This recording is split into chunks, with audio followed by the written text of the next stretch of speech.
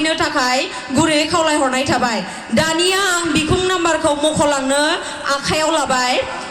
सेथि बिखुं नाम्बाराव सायख'जादों लाथिख' 3 नैथि बिखुं नाम्बाराव सायख'जादों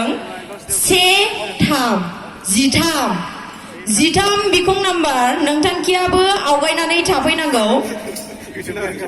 सायख'नायखौनो गारदों सानो।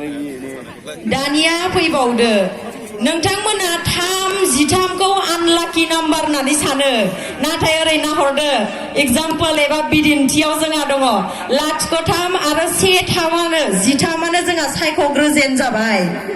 दानिया दङ बिखुं नाम्बार 12 बिखुं नाम्बार 12 बारदै आरोबाव दङ बिखुं नाम्बार 11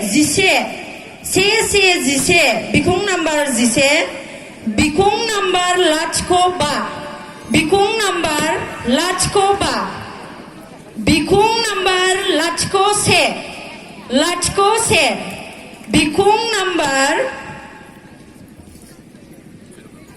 16 बिखुं नाम्बार 17 बिखुं नाम्बार 17 बिखुं नाम्बार 14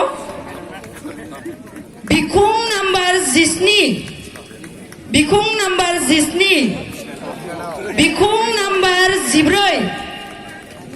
नाम्बार 14 बिखुं नाम्बार 09 बिखुं नाम्बार 09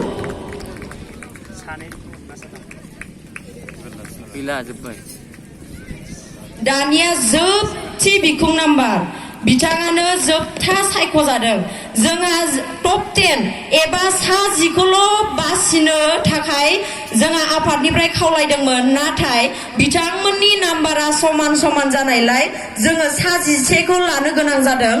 जोबथि बिखुं नाम्बार सायख'जानाय बिथांखिया जाहैबाय 02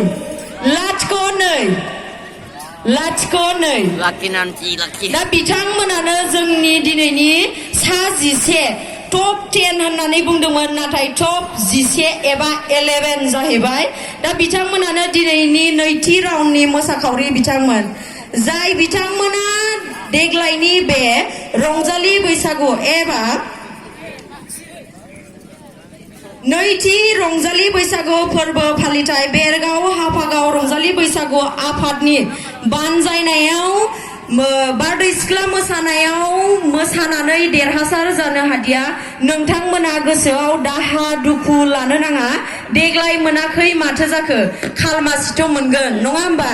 दा नोंथंमोना जेबो गाज्रि मोनसा-मोनसि मोनाल'सिनो खालमासिनि थाखाय एबा फैगौ बोसोरनि थाखाय नाजाफिननानै मोसाफिननानै नोंथांमोनाबो सायख'जानो थाखाय आं गुरैयै खावलायहरबाय। आरो नोंथांमोना दायो जोंनि बे बेंखननिफ्राय दसे आनज्रायनानै जिरायथ'नो हासिगोन। नोंथांमोना गोबां मेंबाय नालाय।